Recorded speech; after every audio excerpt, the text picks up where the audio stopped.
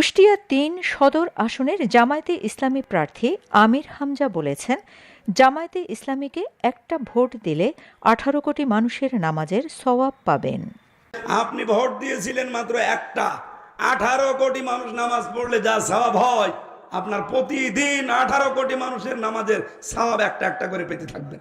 এবার যদি কোরআনে কারিমকে সংসদে নিয়ে যেতে হয়, ৩০০ এমপির ভেতরে এই দেশে ১৫১ জন এমপি লাগবে যারা কোরআন বুকে নিয়ে সংসদে যেতে পারে।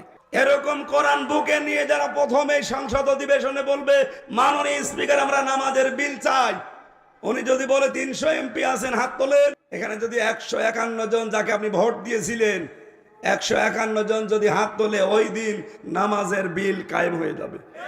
এখন এই যে 18 কোটি মানুষ নামাজ আরম্ভ করে দিল, এটা কি ফেরেশতারা করে দিয়েছে না আমরা যাদের পাঠিয়েছিলাম? এই মানুষগুলোর ১৫১ জন হাত তুলে বিধানটা কায়েম হয়ে গেছে।